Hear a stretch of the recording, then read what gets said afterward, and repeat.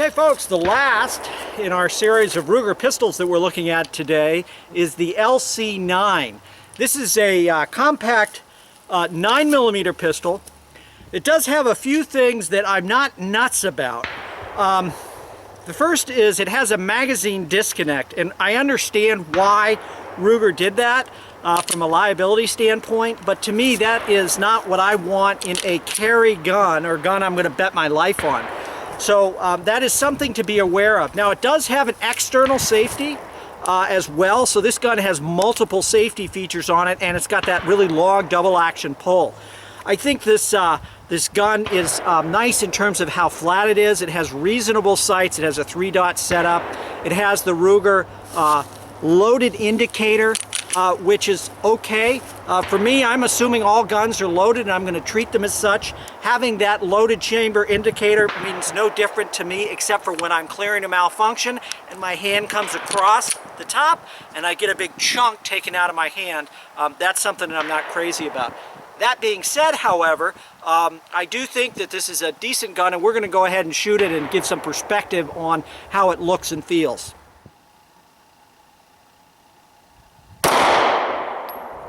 The trigger is terrible.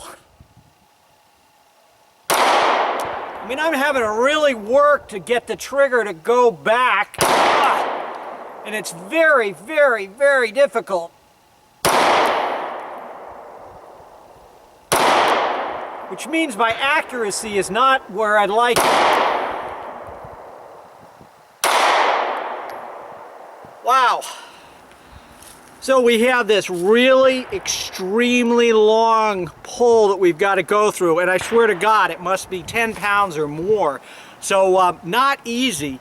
I understand why Ruger's doing this, primarily because they're saying, well, we want to have that double action thing like you get with a revolver. Trust me, I'd rather shoot a revolver than this trigger. This trigger is really, really heavy, extremely long, and very gritty. So I'm going to try. I'll show you what I did at 3 yards. It's okay, but it's certainly not exceptional shooting that I think you could get if this trigger were a little bit better. Let's take a look. So that was our group, and again, 3 yards. Yeah, it's okay. But wow, I was having to work super hard to get a reasonable group there with that super long double action trigger there. It's just brutal.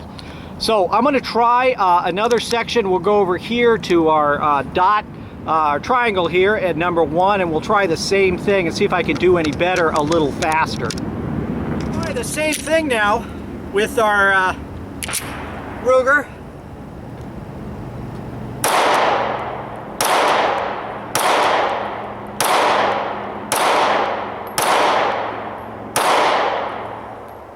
Telling you, I'm really working. All this, the shots are all to the left. It's okay, the accuracy's okay, but again, and I could adjust the rear sight, push it a little bit right to get my hits a little bit right, but it's not easy again for me to work. It's just very, very, very long. On the upside, the gun itself is very flat, and you can see that the profile is just, very flat. So from a daily carry, not bad. And certainly, if that was really your main thing, is I just wanted something that had multiple safety features on it. It had an external safety, it had a magazine disconnect, it had a super long double action trigger pull. This might be the way to go. So I'm now going to shoot some plates, and I'm going to see if I can go at a reasonable tempo and get decent hits. I think it's going to be a challenge. Let's try it. Okay folks, so one interesting thing, and again this is my good friend Ron, who was kind enough to lend me all these Rugers that I've been reviewing today, so special shout out to Ron. Ron, thanks a lot. One thing I would say about the Ruger, as Ron pointed out to me, is it's really designed to compete with this type of gun. So what we have is we have the M&P Shield, right? And then the Ruger. So you can see that from a profile standpoint, a rear profile standpoint, they have similar, size in terms of the narrowness of the frame. Now, from my standpoint, my perspective, the Shield just feels much better in my hand. It's a more natural pointer, and I can tell you the trigger is 500% better than what I'm feeling with the Ruger right now. So knowing that, what we're going to do now is we're just going to go ahead and shoot some steel plates downrange here at about 10 yards. Okay, so 10 yards down here, not too far away, we should be able to get decent hits.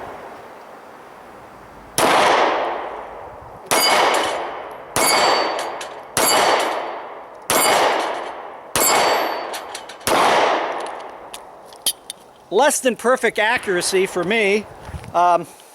Let's always blame the shooter, not the gun. Let's try it again and see if we can do any better.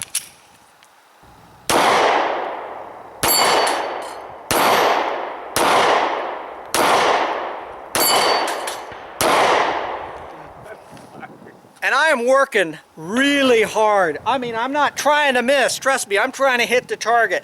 And I'm having a hard time doing it. And again, that's because of this really long double action pull. I'm not saying that you can't master this. I'm saying your average shooter is going to go out there and shoot and want to be able to use this in a defensive situation is going to have to spend a ton of time mastering this trigger because it is so long, so heavy and gritty that as you're pressing through, you can't keep the sights aligned. That's not saying you can't do it if you really practice.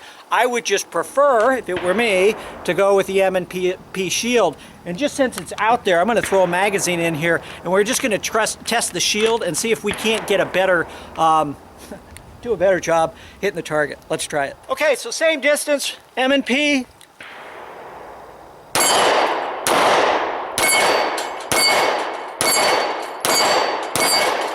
So the primary difference here is the fact that the trigger, this has a trigger that is easy for me to run.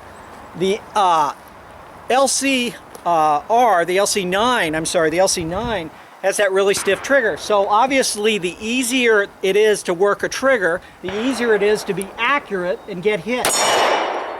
And that's what we're looking for, right? Getting hits on target quickly and effectively.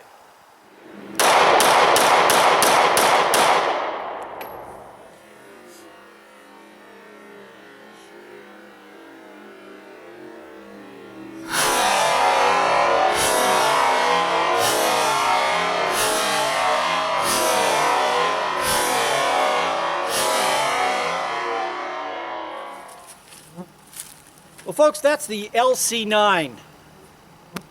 Interesting gun, and for some folks that may want multiple safety features on it, it's got them all. I'm not crazy about the trigger. The ergonomics of the gun are very good with the exception of the trigger. The gun is flat, it fits in your hand, it's a single stack magazine. You've got 7 in the magazine, 1 in the chamber, so it gives you a decent capacity. But all these extra things, the external safety that you've got, the magazine disconnect, take the magazine out, you can't fire the gun, to me that's a problem. External safety, which is so small you can hardly get to it. And then that terrible long double action trigger pull, which for me, as we saw from my accuracy, didn't work so well. If you like this video or other videos on the channel that we produce, I'd ask that you'd give us the little thumbs up icon in the bottom left of your screen here. And I'd also invite you to tell your friends and family about the channel. We'd love to have them subscribe. Thanks so much for watching, and as always, stay safe.